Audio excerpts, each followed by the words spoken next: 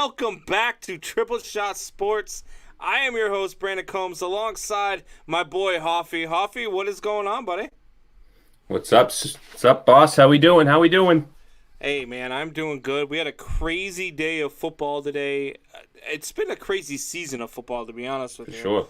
How's I know we've been off for a couple weeks. How's life treating you? Yeah, I was wondering. If we were gonna get back on this, or if you were really kicking me to the curb. I saw you were, telling Mike, hey, let's hook up on that Sunday. Leaving me for Chip Cannon. I see how it is. Never that, man. Never leaving you for Chip Cannon. Please don't leave me with that clown. Man hour chiming in. Let's go. Sit down and get ready for your Chiefs because they're getting their butts spanked. If that's Buck. Got the Raiders tonight, baby. Woo! Buck, if that Derek is you, Carr. head over to the YouTube page. Chime in on the YouTube page for sure. But no, for real. So we've had a couple of weeks off. I've been getting things going on the Man Hour. Got a lot of good things happening over there. So I'm blessed to be a part of that show for sure. Got some exciting news over the last week and a half or so. Going to be on Big X Radio with the Man Hour every Saturday at 9 a.m. So feel free to check that out. But we were talking a little bit about the direction of this show, you and I.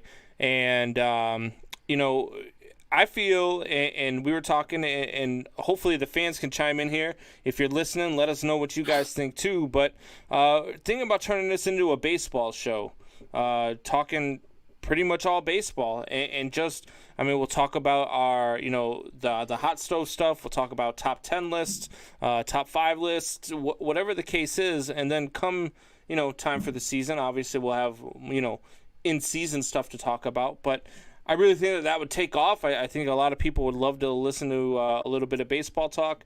I know, Jared is big into baseball. I know, we've got a couple other guys who listen who are big into baseball. So, look, I'm definitely up for that, and I know you are too, Hoffy. Yeah, if only you had some baseball knowledge would be all right, but it is what it is. Oh man, and so we start already. All right. I mean, well, maybe you did leave decide for not Chip. to play with me in the state tournament. You decided to play with a bunch of losers instead. Hey now. I stayed faithful to my guys, and hey, we showed up that tournament. I don't know what we played faithful into is. Sunday. No such thing as loyalty here, baby. Jump ship all day. God, I hope your wife isn't watching. But at any rate, we're definitely going to get into some more baseball talk. Starting here probably next week, I think we'll turn this into an all baseball show. Exciting news, exciting different directions for the show. I think, especially here on the All Access Sports Network, I think you got a lot of shows that do all of the sports. So if you want to listen to guys' takes on a little bit of everything, then, those are the shows for you. I just don't feel there's enough baseball talk on this network. So here we are. I mean, you and I both are baseball guys. First and foremost, we know the game, we study the game, and we play the game. So I think it's going to be a great new direction for the show, and I'm excited for that. Absolutely, yeah. I can't believe Griffey's just hit, was it 50 or 51 the other day? It seems like it was just yesterday we were watching him on the ball field.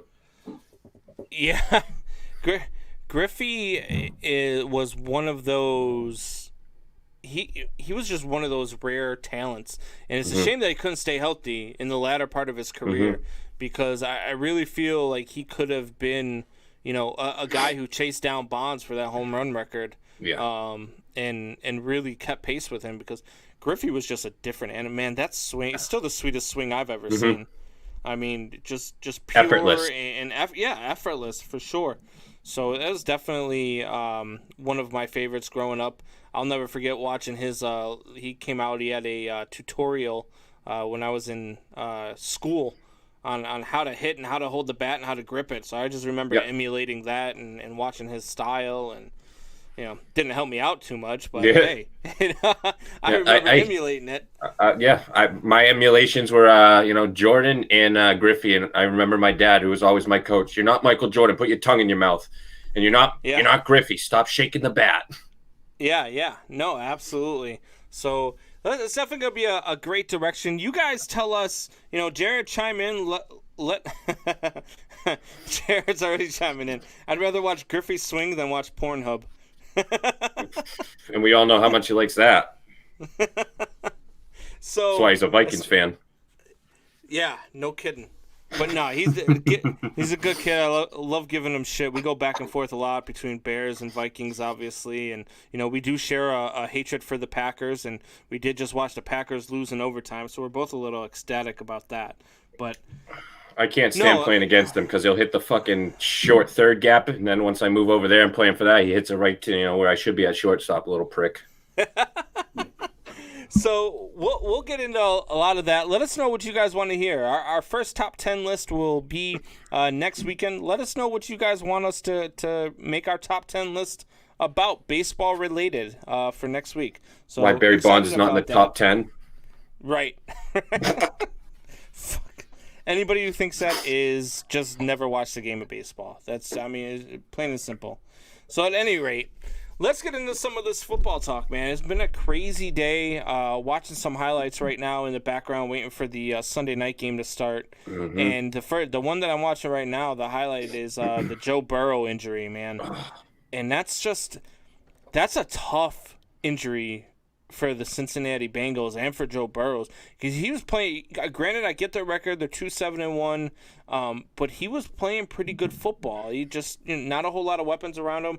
Mm-hmm, but the kid has a bright future ahead of him. Still has a bright future. Hopefully, there's nothing major going on with that leg. Hopefully, we don't have an Alex Smith situation. And we'll see Joe Burrow's back in about a year or so. But man, what a tough spot for the Bengals. Yeah, my boy Tom Brady's career completion percentage is 66%. I think Burrows is at 65 this year. He's 10th in yards, 276 per game, 12 touchdowns to 5 interceptions, which people look at that, but he's also, third in the league for most sacks. So they definitely got to shore up that offensive line for him. So when he does come back, they can protect him, because that's going to be the downfall of him is, 32 sacks this year. So yeah, for sure. And the hit that he took by Chase Young, man, that caused that fumble in the first half. Did you see that hit? Oh, yeah. That was vicious, man. And he's taking hits like that. And I said that earlier this year. Mm-hmm. I said the hits that he is taking, that Joe Burrow is taking, I'm worried for his safety. Yep. And he just takes some vicious hits. I don't know if it's just because he's not a very big guy as a quarterback that it just looks more violent when he gets hit. But man, it just looks so bad. He's still young. He's got to fill out a little bit, but yeah, you saw it in one of the games where he was mic'd up. Him and the ref were talking. He talked about how he needed, he had learned his lesson the previous week and wanted to slide, more. So yeah, but I think it's an ACL, a PCL, and an MCL. If that was Buck that just chimed in, but I think he's going to have all three are going to be torn. So yeah, I think 9 to 12 months. So hopefully we see him sometime, week 4 or so next season. We got a couple ideas coming in already for our top 10. Best hitter versus the shift. And me. Go right after it. The top 10 baseball players not to win a World Series. That's a good one too, man. I like both of those, to be honest with you. Griffey's right there. Yeah. And then, but yeah, no, getting back to the Burrow injury to me, man, is just it's a very tough injury at a very tough time. So hopefully the kid isn't out for too long, and we get to see him back before a full year or two. So hopefully it's not an RG3 where we never see the guy again. But he has an arm and he can actually throw. He's not he doesn't rely on his mobility as much as some of those other mobile quarterbacks. So yeah, I think he's hopefully his confidence will not be shaken, and hopefully he'll be all right. Speaking of mobile quarterbacks, man, Lamar Jackson, and I defended this guy against Buckheiser, because Buckheiser is out there talking about how Lamar is trash and this and that. I said, look, he's not trash, but he's not playing very well right now, and this guy cannot lead a team back when they are down. He just can't. Yeah. And the fumble in overtime, just everything just went wrong for him when they're down. Like he can't perform under pressure. Yeah. And that's not a good sign for Baltimore moving forward. Yeah, no, that's a team that has to build their confidence on that first drive and just and get things clicking. And if they don't, like you said, and they fall down early, we saw it against New England. They went up, New England came back and took the lead, and from that point on, Lamar Jackson was not the same. So yeah, it's all about that first drive and clicking. And unless they running all game long, it seems that he can't find his click in the middle of the game unless he's been there all game.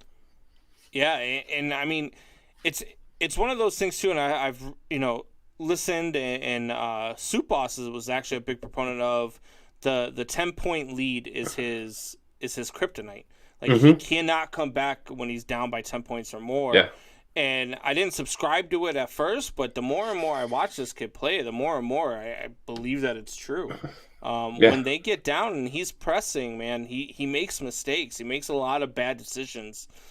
He's got to get that fixed. He's got to get that righted. He does have the talent to be a very good quarterback, a very good winning quarterback in this league. He's just got some stuff to figure out. He's still young. Absolutely. What's he, in his third season now? So he's in his third season. He's still a winning quarterback in the league. But they've got an uphill battle with that offense. Yeah, right now. and much like your Bears, they're built around defense. So I mean, he only needs 20 plus points a game for them, 23 plus points a game for the most part, because his defense is going to do a lot of the work for him. But he's definitely got to step it up. I think he averaged three yards a rush today. That's not Lamar like. So yeah, he's definitely got to pick it up. In the comments, Lamar never gets hit square. RG3, they drafted someone. RG3 should play Lamar sucks. More like Teddy Bridgewater. But yeah, we saw it last year with the Chiefs and Mahomes. They were down 21-0 in the AFC Championship game, and he came back and won that game. You're not going to see that with Lamar Jackson. So let me ask you then, going forward, taking Buck's last comment here. More like Teddy Bridgewater. Who would you rather have moving forward right now with the team? Would you rather have Lamar Jackson leading your team or Teddy Bridgewater? Teddy Bridgewater. Really? I do. I've always liked Teddy Bridgewater. I think the Vikings made a mistake on giving up on him, and I think the Saints made a mistake on maybe not so much a mistake, but because they owed it to Breeze to bring him back, and I understand why they got Hill, and you got Winston on a hell of a steal, but I think they're gonna struggle to find a solid quarterback in New Orleans, and that's an option that I think they're gonna wish they might have stuck with. Yeah, I mean, and look, the Panthers went out and did their thing today. I did not see them beating Detroit, let alone shutting out Detroit. I don't know what the hell's going on in Detroit. At the beginning of the year, I'm like, they're not going to be anything, and they proved it. And then they started winning. I'm like, well, maybe they're a little bit better than I thought. Maybe they are that 8-8 type team. And then they hold on. Out, man. Galladay wasn't there today, so part-time nerd boss is going to chime in on that one. But Matty Stafford is not the real deal. I've never been sold on him. Really? Yeah. What do you have? One touchdown, one interception against that Panthers defense, which I've thought all year they're just kind of a defense away from being decent. I think they need one star wide receiver. I mean, Anderson for the Panthers has been playing out of his mind, and I think he's a solid receiver. But yeah, I think they could use a receiver or a tight end, and they're just a defense away from competing in that NFC South, I think. Man, I don't agree with you on Matt Stafford at all. I think Matt Stafford is a very good quarterback who has never really had an organization that builds around him, which is why I will give you that. Which is why you saw Megatron retire early, which is why you saw Barry Sanders retire early, and granted, Matthew Stafford has stuck it out, but this is just the Detroit Lions are not an organization that can build a championship team, and I think Matthew Stafford, if you put him in basically anywhere else that's not named Cleveland or the New York Jets, I believe that he has a completely different career.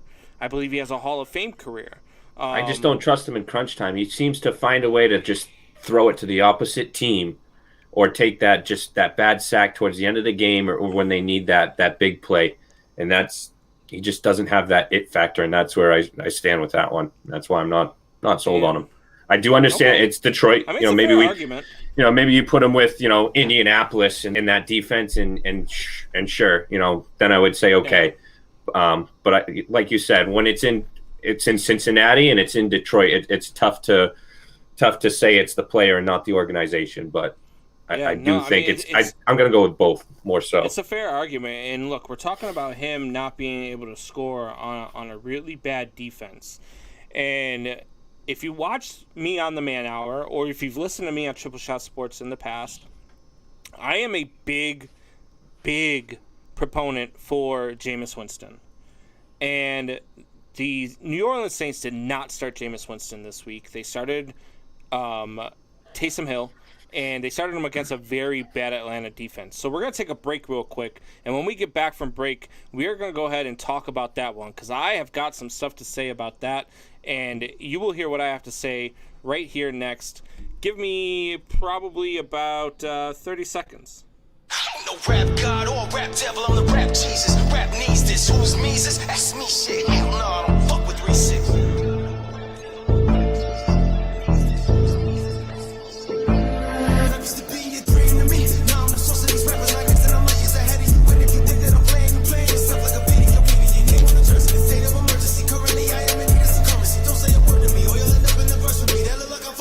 Losing my patience, please don't approach me. Give me my paycheck, don't let you want me. That go for anybody, anyway, anytime of the day. Bitches, give me this money. This is a still up, pick up on real like a pimple. And pick you up on when you think it's your pimples. This shit is so simple. I rip with a sickle, then rip you and stick you with pencil. Alright, so we are back.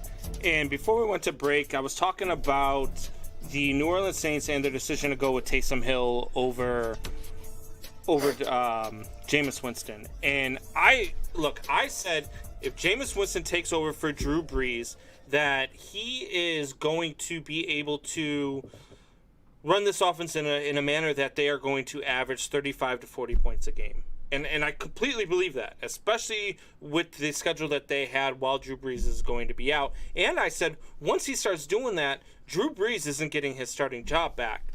And then over the course of the week, Sean Payton and the New Orleans Saints decided we're going with Taysom Hill.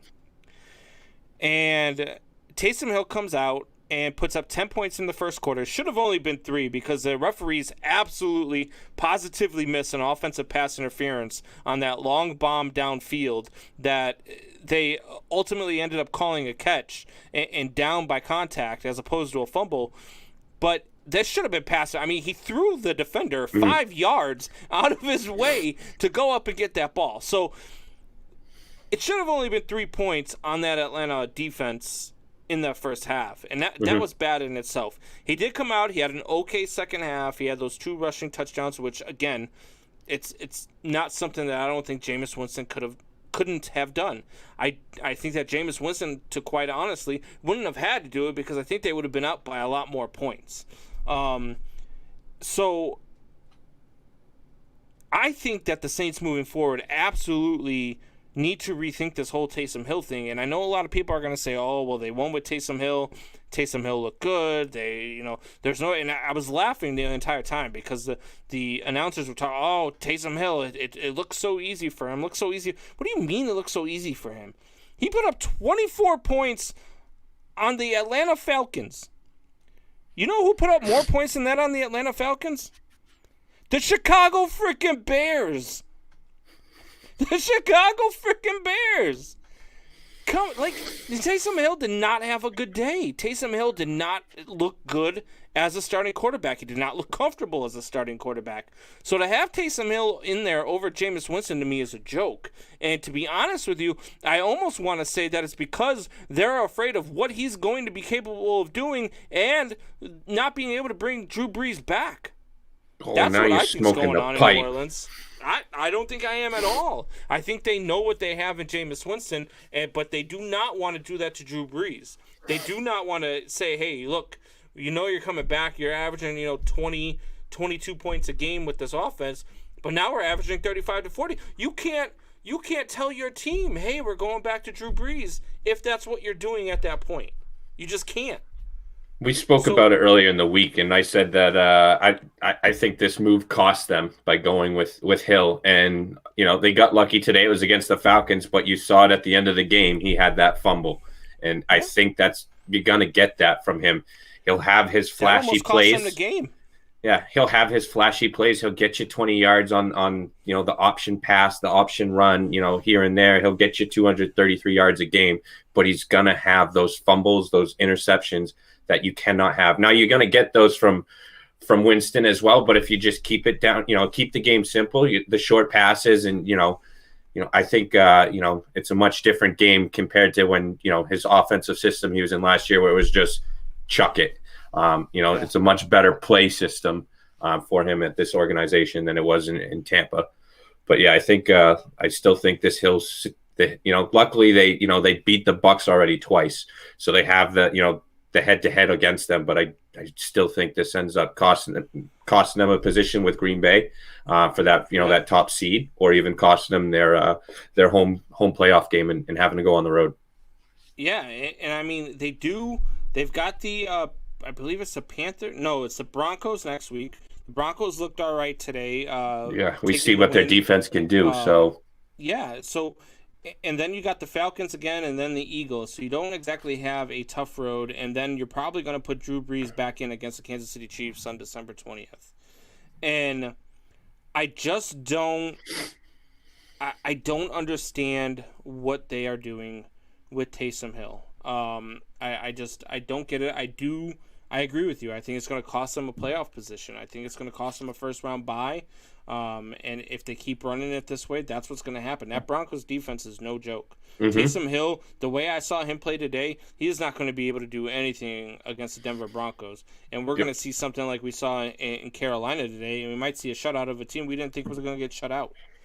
Because that is not. Yeah, their run defense is stout, and we saw it with New England. They Denver came up into New England and just they stopped Cam Newton, and you can't tell me that Hill is a better option than Cam Newton. And Taysom Hill did take a couple of plays where he did make some things happen with his legs. He did make the drives go longer, and what happened, like on a couple of those, I see him scrambling in the pocket and getting away, and then he floats one up and gets lucky because the Atlanta Falcons defense is so bad, they just blow coverage. Yeah, they're playing soft zone. Yeah, and he got away with a lot of stuff today that he's not going to get away with in Denver next week. So they're going to play. They're going to play hard press. See what happens? Yeah, it'll be interesting to see if Jameis Winston isn't the quarterback before the end of the game in Denver. So.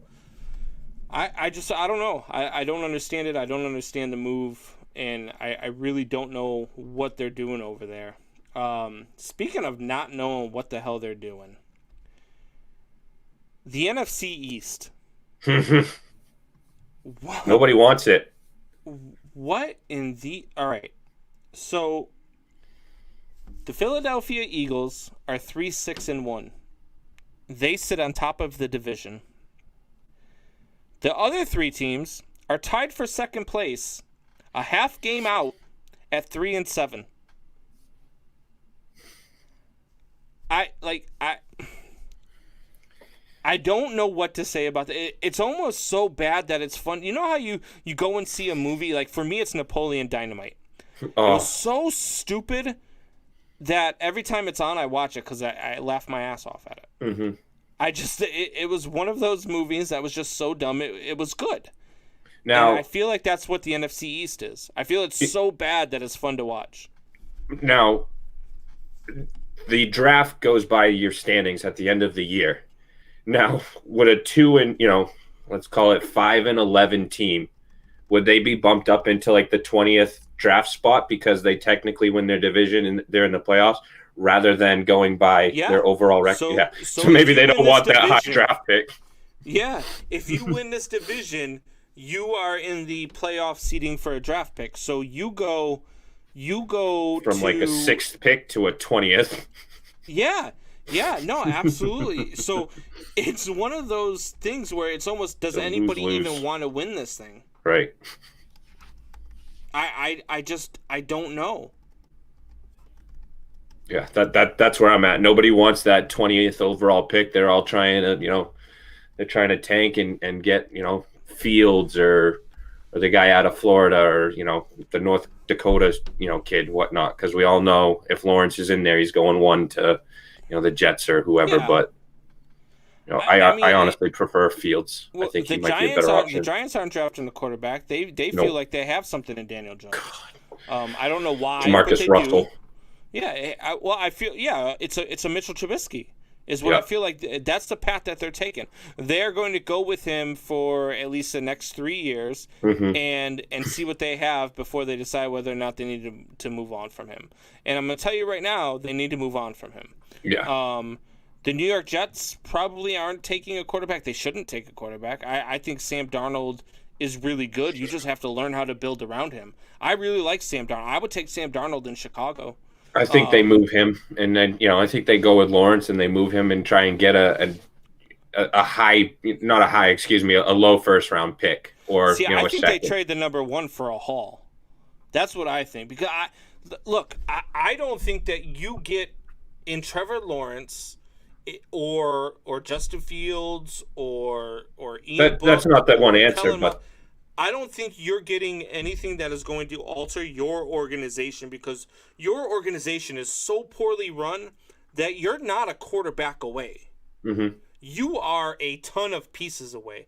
So if you trade that coveted number 1 spot to a team that is willing to give you their first round pick this year, their first round pick next year, and a couple of thirds or something like that, you make that trade. Yeah. How about Miami? They're sitting pretty right now. They got Houston's first overall pick this year. That could be a top 5 pick. Yeah. No, and I started thinking about the teams that need quarterbacks, and then I start thinking about the quarterbacks that are out there. I'm not really high on Trevor Lawrence. I mean, you've heard me go back and forth with Benzie about it.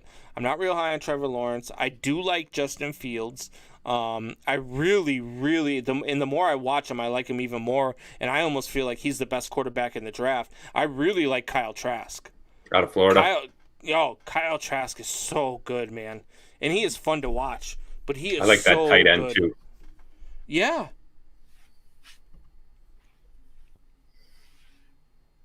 Oh, now he's sucking up to us.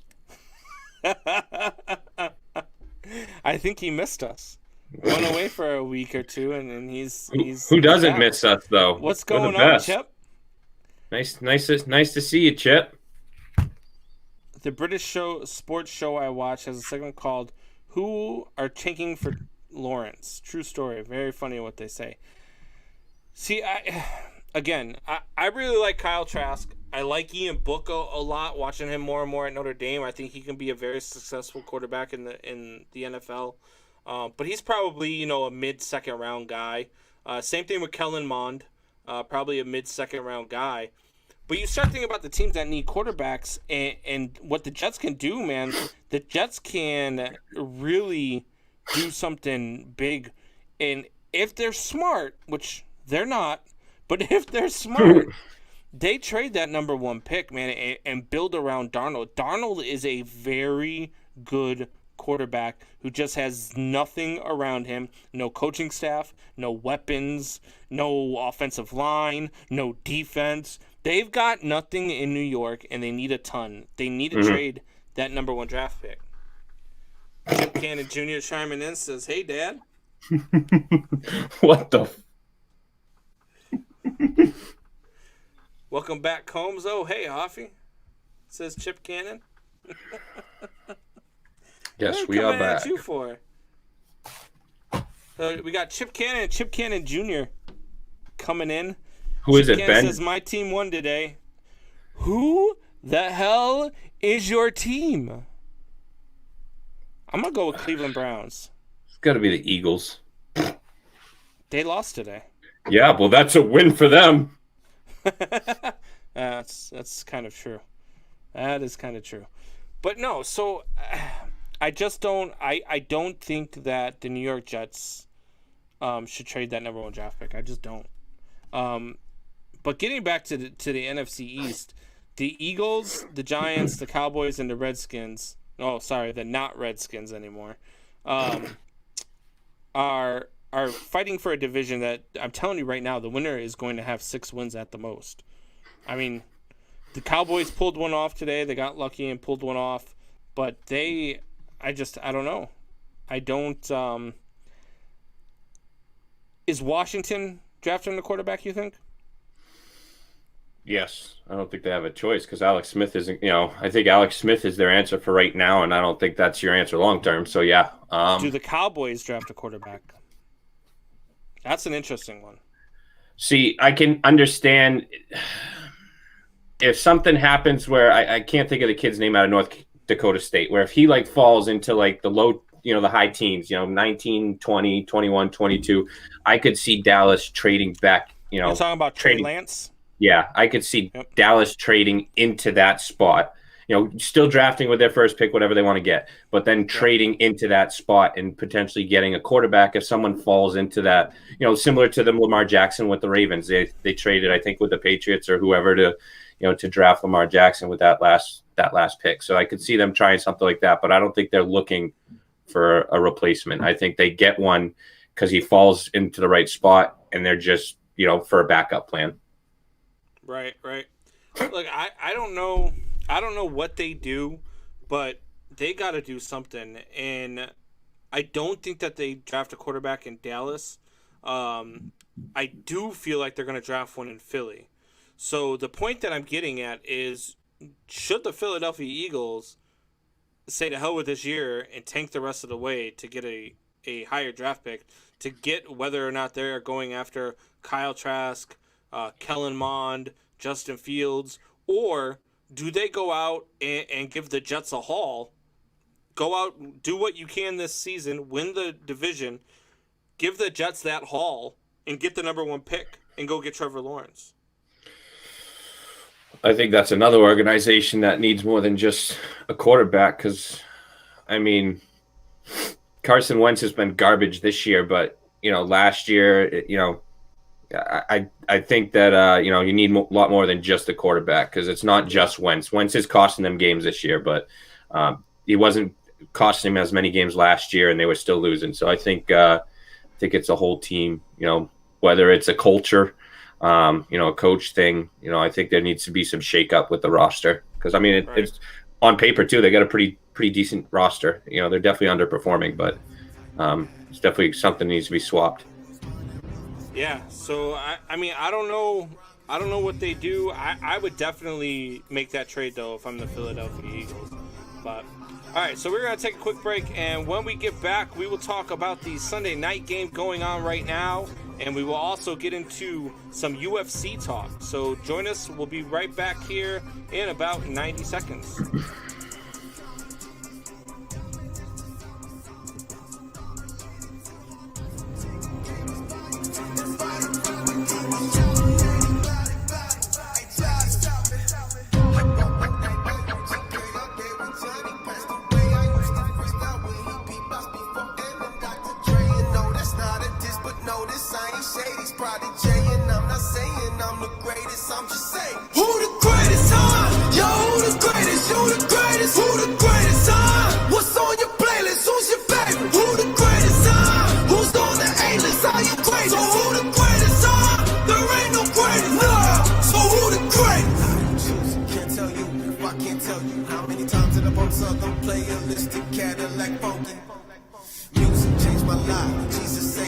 That's why he's king like Yeezy. God sent me to bring church to the wow. How? Sway how? I'm praying me, yo, both on his show.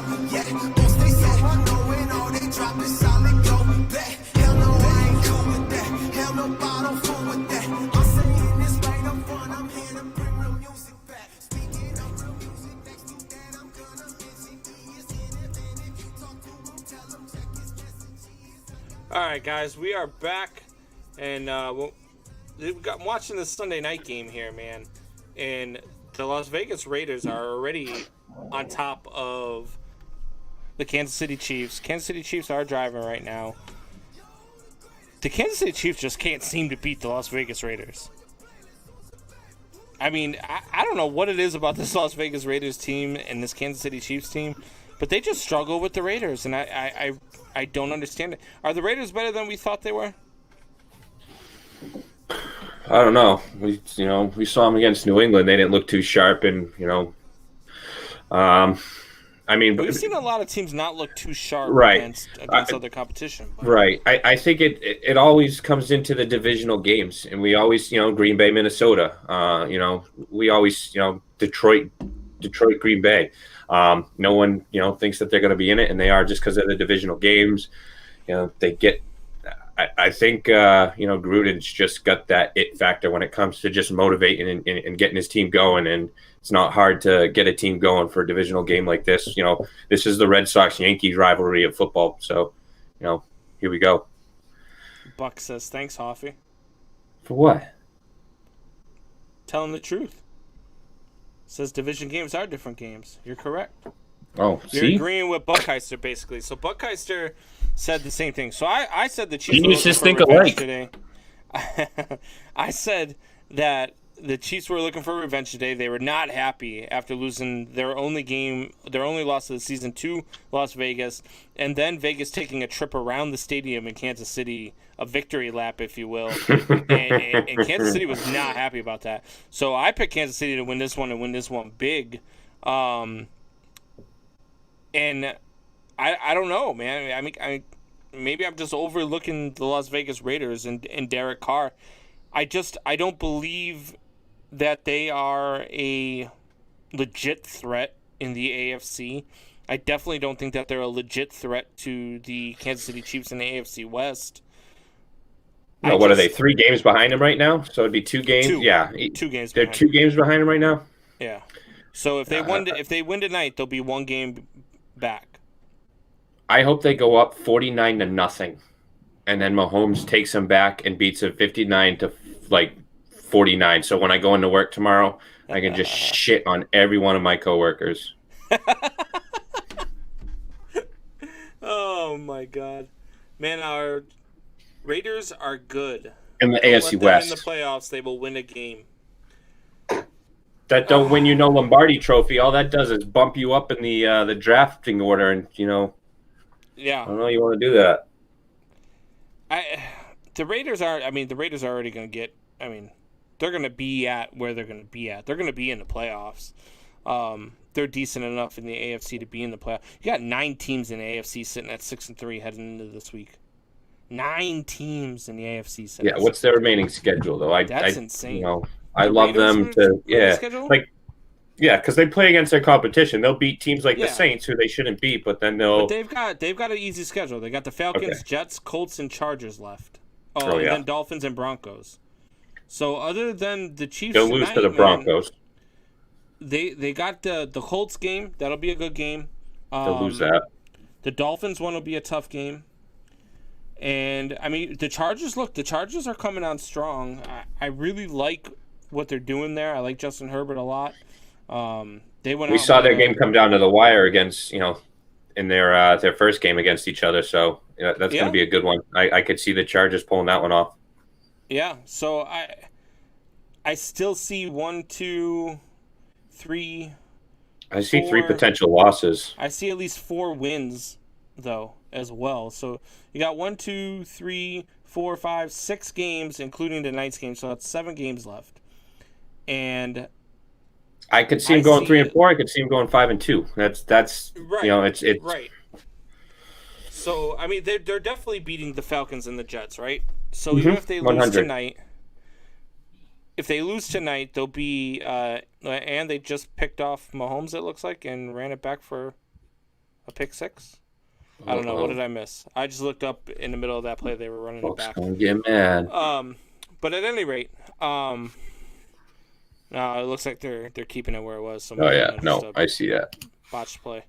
But at any rate, you've got, if they lose tonight, they're at 8-4. They're going to beat the Falcons. They're going to beat the Jets. So, or that's where they would be once they win those 2 games. So it'd be 8-4 heading into the Colts.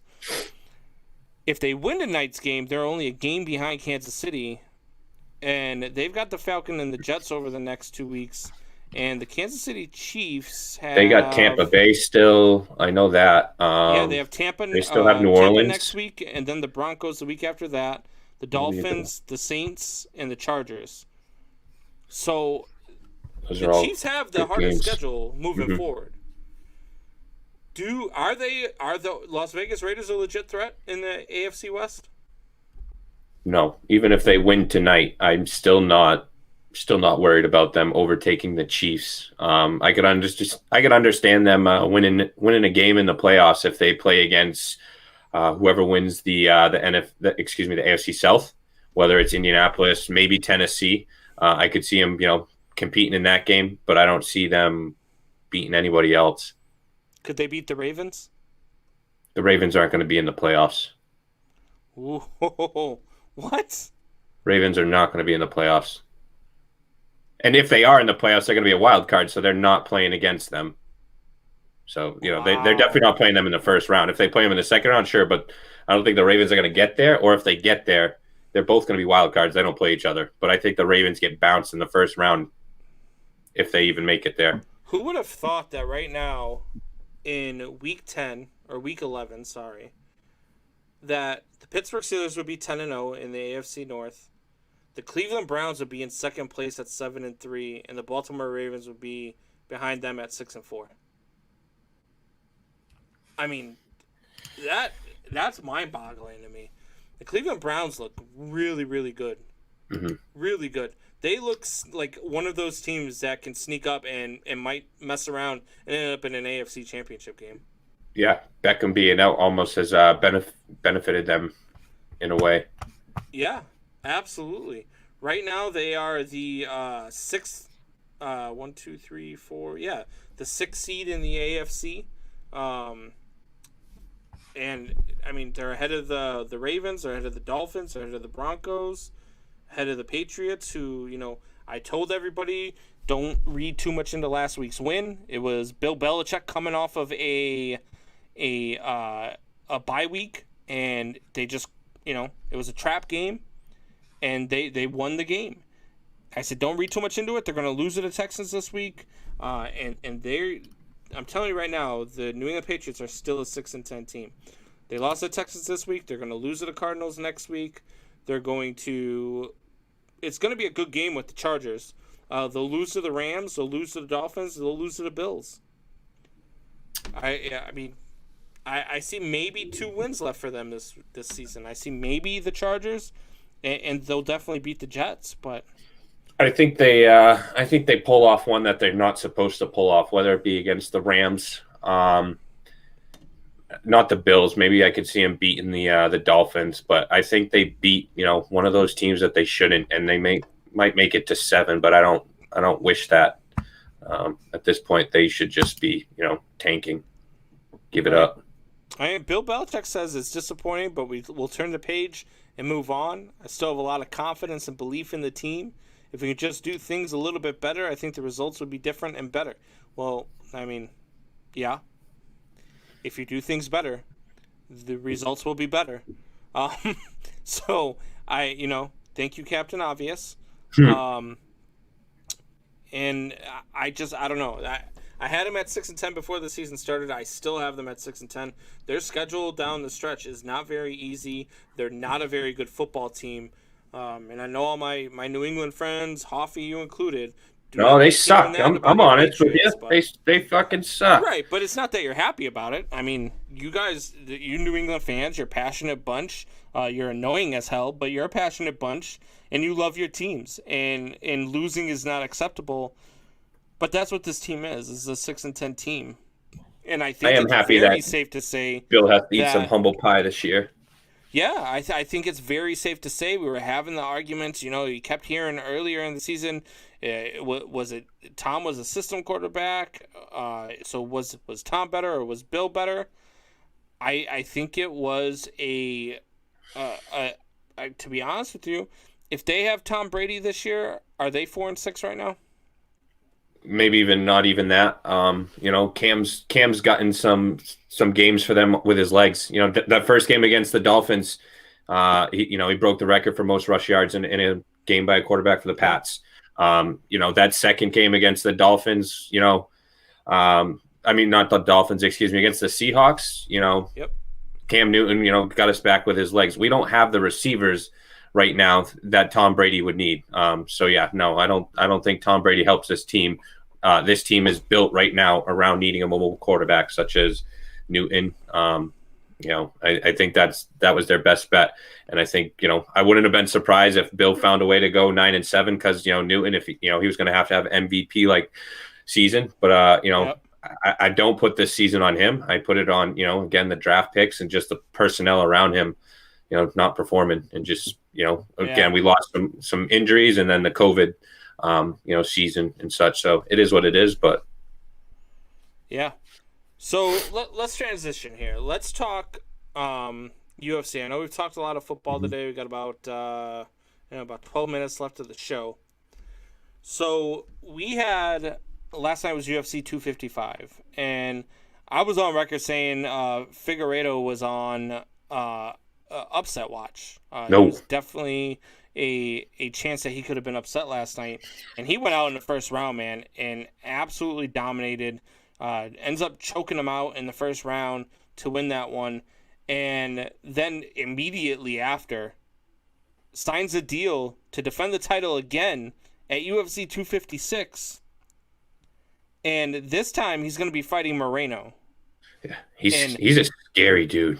Moreno is a legit threat to be the champion after UFC 256. I think Figueiredo let his emotions get the best of him in deciding to take this fight so quickly.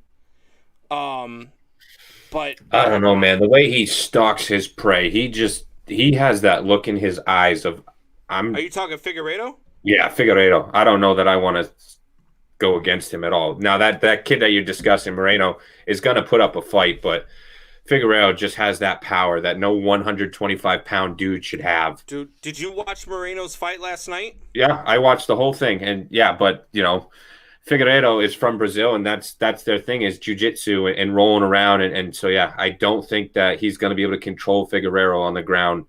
And Figueiredo is just too dynamic all the way around. I think power on the ground. I think Moreno is a legit threat to Figueiredo. Moreno's jiu-jitsu is some of the best I've seen. That knockout that he had last night, he's on there pounding away at the guy. The guy puts up his arm to try to stop a blow. He dislocates the guy's shoulder with the power of his punches. Like, this kid is legit. And I've been watching this kid for a long time, man. This Moreno kid has been scary. Up and coming, and he's definitely he is probably going to be Figueiredo's toughest challenge to date for sure. Yeah, by all. I could see it being a tough matchup, but that Figueiredo kid is just scary. After watching him against Benavidez and just watching his training videos, and he's 19-3 now. I don't know that he's lost in Moreno's last 18-5. Yeah, I know, but Figueiredo is a different animal. Yeah, it's going to be a good fight. It's probably going to be the next pay-per-view that I actually pay for to watch, because that's going to be a really fun fight to watch. The other one that we had was the women's fight, Shevchenko. I watched her sister fight earlier in the night on the prelims. She looked impressive as well. Those two are Shevchenko, freaks. Oh yeah, man. Oh, absolutely. And they are just like, they are those chicks that you would be afraid of in a bar. Yeah, they're not American, but they're your definition of like a Texas freaking Southern girl, like just driving around F-350 lifted, shooting shotguns, no, absolutely, packing a lip and calling it a day. They've got everything except for the freaking the Southern flag tattooed on their back. But they are beasts, and Shevchenko wins in a decision last night against Maya. Shevchenko was dominant in that. Yeah, in that fight. She gave up that one round, but she hasn't lost a round since her title fight against Jen Jacek. But even that other girl is the size of her arms, her shoulders. She was a big girl, and for Valentina to just throw her around the way she did shows you how, because Valentina doesn't look big by any means. Right. She's, you're shredded, physique kind of type, and the other girl just, had some solid muscles. But yeah, she took control of her for 4 out of those 5 rounds. So there was another couple of fights there in the prelims that were really good. The Joaquin Buckley, look, this Buckley kid is dangerous too. This Buckley kid is flat out just one of the best pound for pound fighters right now in the UFC, and he is only getting better. I think we're going to see him versus James Krause. That's going to be a good one. Two boys from the same hometown that hate each other. He is just, this kid, he's just a big muscle-bound dude, and his strikes, when he hits you, it just sounds ugly. Like, you ever hear somebody, like, I've been in a lot of, like, bar fights. I've heard a lot of flesh hitting flesh, and I know that sound. When he hits you, like, when I hear him hit a guy in the ring, I'm like, ooh. Oh, like, yeah. I can almost feel his opponent getting hit.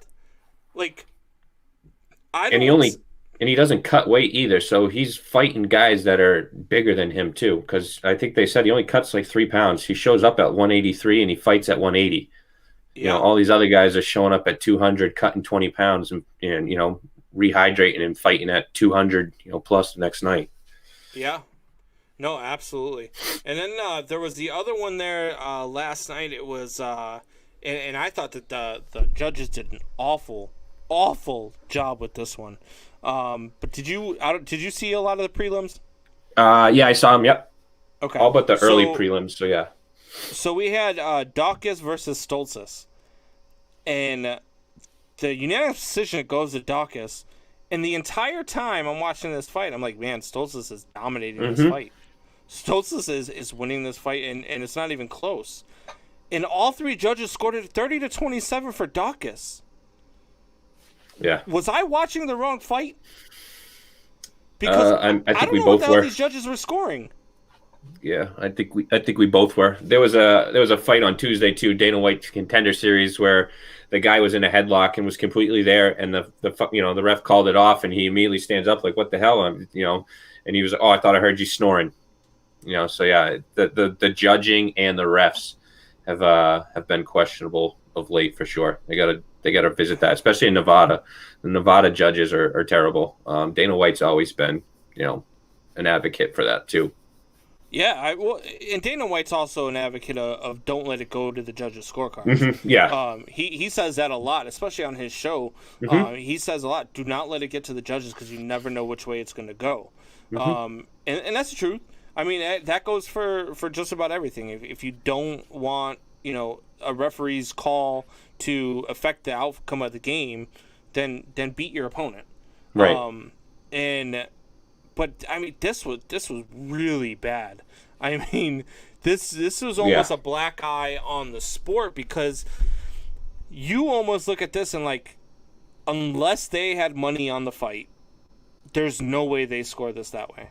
And I think it was the co-main event where the guy definitely won, 2 rounds to 1. And one of the judge gave it, 3-0 when the guy was on his back for like 4 minutes of the first round. It's like, how, so yeah. Yeah. I think it should be public. I think it should be up for the fighters to see while it's going on. And I think they should be held, liable and responsible for it. So you think that they should score it live and say, you know what, heading in a 3rd round, I can look up at the screen like I do in a football or a baseball or a hockey game and say, oh man, I'm down by 3 right now, I gotta go. Yeah, because I don't doubt that, a 5-round fight, all of a sudden, it's 3-0 or 2-0 after the 2nd round, and you're in the 3rd round and it's a close fight, and you go, you know what? Screw it. I'm just going to give it to this guy so that, we still got to fight, so that in the 4th round he can then win it, and now we're 2-2. So yeah, I don't doubt that there's times, where judges just go, because they don't have to show their scorecard till the end, so they just go, So yeah, why not just have it at the end of that round? That way it's, and you can all look at him and go, what the hell are you talking about? Or, whatever, carry on. But yeah, I think you would probably have less of those. That's an interesting thought, man. I That's really do really feel that interesting. happens a lot, and I'm the same way as a fan. I'm watching it, and John Jones is my guy. And in that fight against Reyes, people say that same thing. First two rounds he clearly lost. That third round, it was questionable. So the judges go, well, he's the champion. He's kind of down 2-0. Let's give him that round because it was questionable. But they don't have to put that up or anything, So yeah, I don't doubt Yeah. that happens to just keep a fight competitive kind of thing in the judge's eyes. Do you think that if they do the real time scoring, do you think that sways the way a judge rules a fight? Like, do you think that fight last night goes differently if they're going real time scoring? I mean, I would hope so. I mean, on that one was just clear. Just I don't know what the hell what they were seeing there.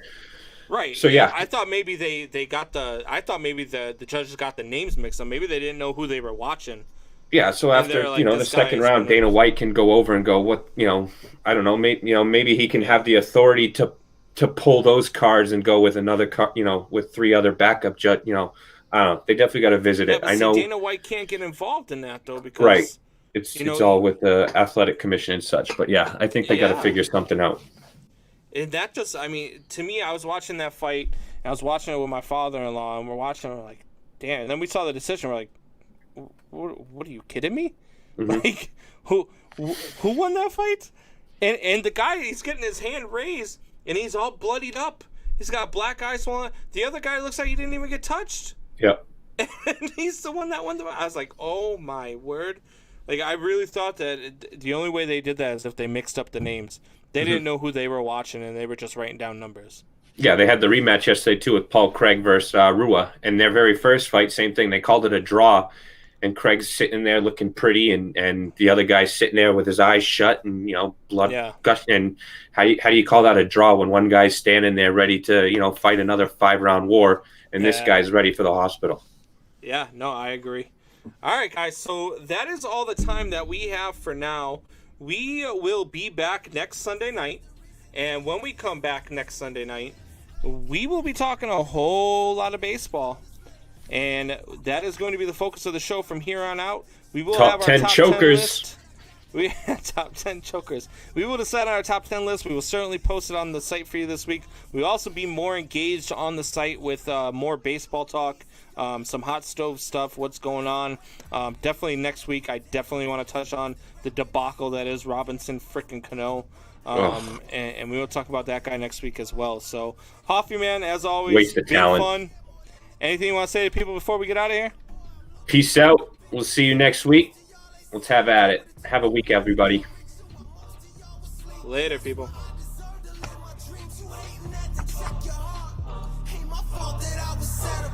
misery loves company like fungus, souls of custody.